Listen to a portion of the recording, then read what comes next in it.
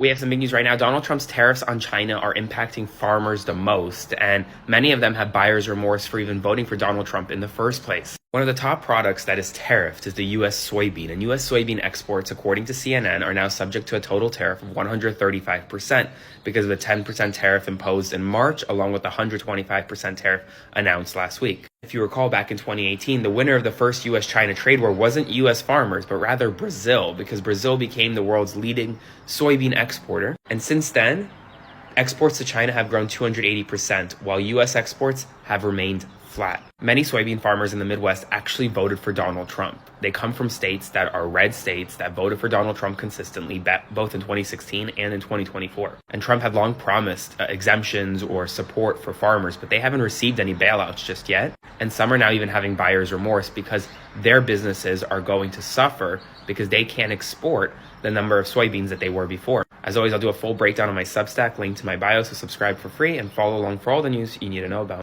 Welcome back to our channel, AI Crystal, the place where artificial intelligence meets real-world impact. Today, we're zooming in on the heart of the American Southwest, Arizona, where farmers are facing more than just dry weather and rising costs. In 2025, the word on every farmer's lips? Tariffs. Hey guys, it's Will, and I'm here at the Mushroom House at the farm. And I got to be honest with you right up front, there's no way to make this video without it sounding like an I told you so video. And I apologize for that ahead of time, but the truth is it's got to be told. Many of you remember before the election, I did several videos where I tried to speak to rural America, particularly farmers and ranchers, to talk to them about the ramifications of a second term for Donald Trump. And in several of those videos, I talked about the fact that if we were to elect Donald Trump and he were to impose a second round of tariffs on China, the results would be devastating. And if you think hard about it, you'll remember what we talked about. Number one, we talked about the fact that China wasn't prepared for the tariffs in the first Trump administration. They had a disease going through their hog population. They didn't have good stocks of row crops.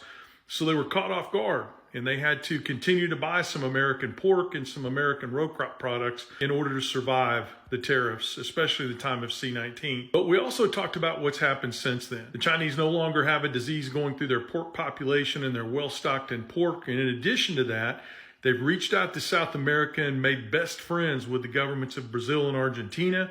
And they are importing a lot of wheat and corn and soybeans from South America to the point where Brazil, which used to supply China with only 13% of their row crops, is now supplying them with over 43% of their row crops. And that relationship is just getting cozier and cozier. And we talked about the fact that if we were to impose another round of tariffs on China, it would be devastating for row crop farmers because since China is more prepared, not only would they be less likely to continue to buy row crops from Americans and from American farmers, they would also impose reciprocal tariffs of their own that would be devastating for row crop farmers in America. And guys, that's exactly what's happened. That's exactly what's happened. And again, this isn't an I told you so video, but it sure as hell is I wish you would listen video. Because on Friday, the Chinese told the three largest soybean distributors in this country that sell the beans that farmers raise in this country to China, you can no longer do business here. Your contracts are canceled, your licenses are canceled. In addition to that, they placed their own reverse tariffs on all different kinds of categories: pork, beef, corn, fowl, poultry. And remember what we said, those studies that have been done by the American Soybean Association, by the corn growers before the last election, that if these tariffs took place again, it would cost soybean farmers 37 billion metric tons of soybean sales to China and around the world. And with corn, it could cost as much as 80% of the corn sales in this country. And here we go. Top three soybean sales companies in this country, their licenses to sell to China have been canceled. Chinese are saying, we don't want your beans anymore. And now we face the same thing, the same threat that we warned would happen before the last election, happening now to corn as well. And we're talking billions of dollars worth of corn sales. There's no way a paltry $526 million ethanol fuel program sponsored by the Trump administration in Iowa is going to make up for the billions of dollars in lost corn sales we are going to have because of these tariffs. And look at what happened today. I got up this morning and while I was drinking my coffee up here at the farm, I listened to TikTok after TikTok of Trump supporters saying, well, he proved it today. The market's up 700 points. We're getting back all these gains.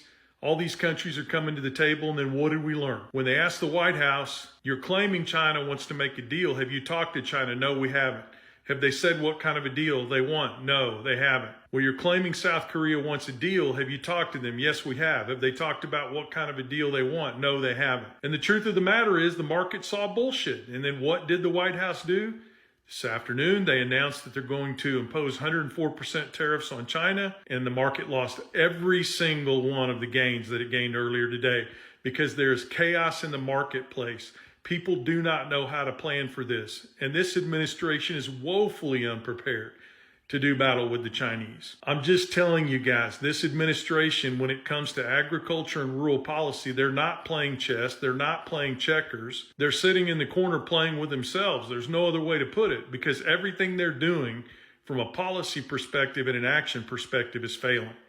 And now the chickens are coming home to roost. Why am I making this video? It's not to say I told you so. It's to say get off your butts. Republicans and independents and Democrats, all three of you. But I know the Democrats are doing the hard work. Get off your butts and make those calls to those Republican policy holders, those Republican office holders, those Republican politicians, and tell them to take back their power on these tariffs so that they can stop what's happening. There's no positive trend going on here, guys. I'm telling you right now, read the markets. Go out there and read the data from these conservative agricultural organizations that have no love for Democratic politicians, that are telling us that shit is going south in a hurry. Farmers have already taken out their loans. They've already put a lot of their crops in the ground.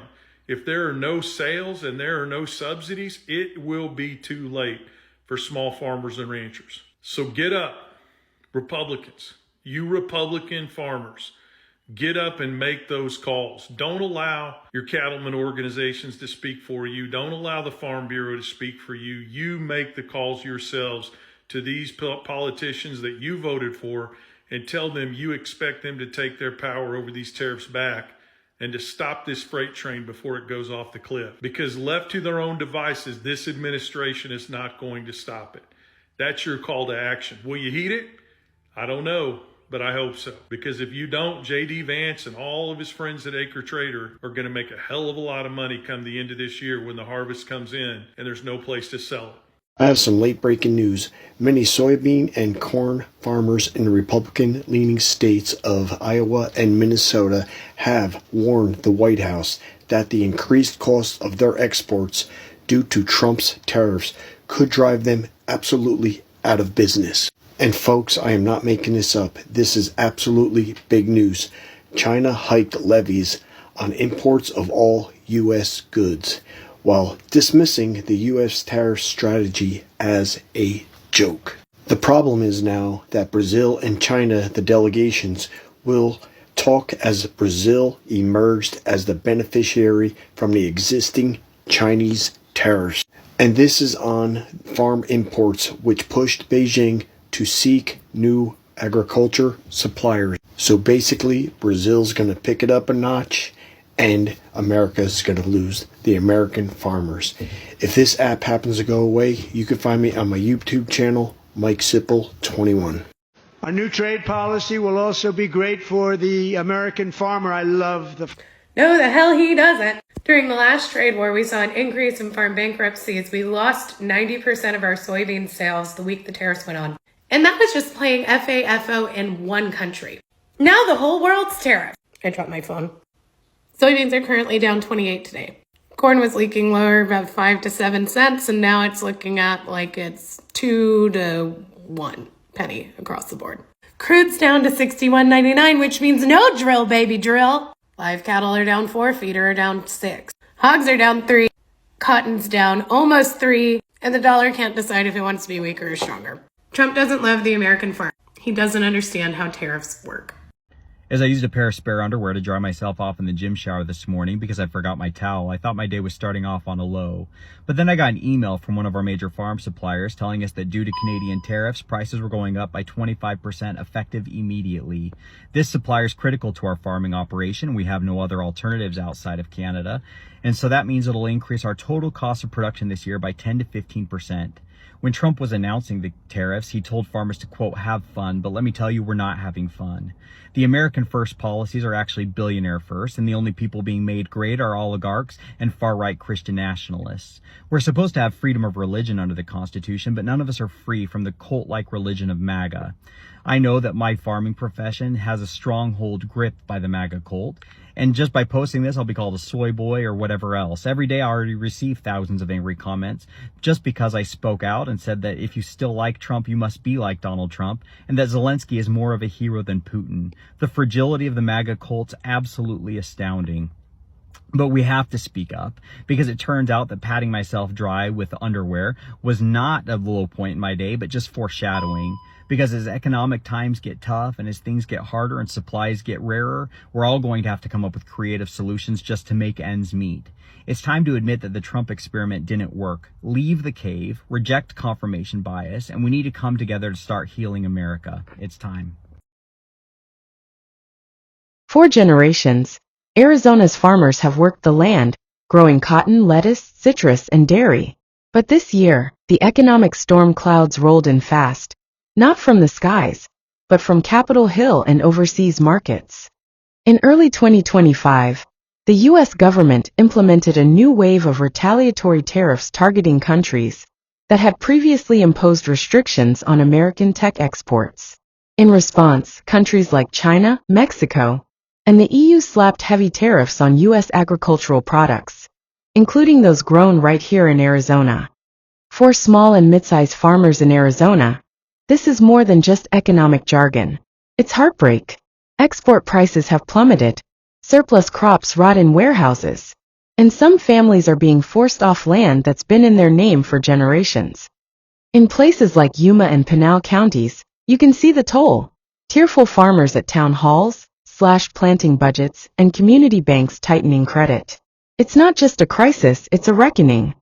As Washington debates and foreign markets dig in, Arizona's agricultural community is at a crossroads. Some are pivoting to domestic supply chains. Others are turning to AI-driven precision farming to cut costs. But many are simply praying for relief. Policy analyst: if we want food security and rural stability, trade policy can't ignore the farmers. They're not just producers, they're the backbone. Tariffs may be a tool of diplomacy, but to Arizona's farmers, they feel like a blade. As AI helps us understand the ripple effects of global decisions, one thing becomes clear: policy must never forget the people it touches. Thanks for watching. Be sure to like, share, and subscribe for more insights where AI meets agriculture, economy, and everyday life. Until next time, stay curious.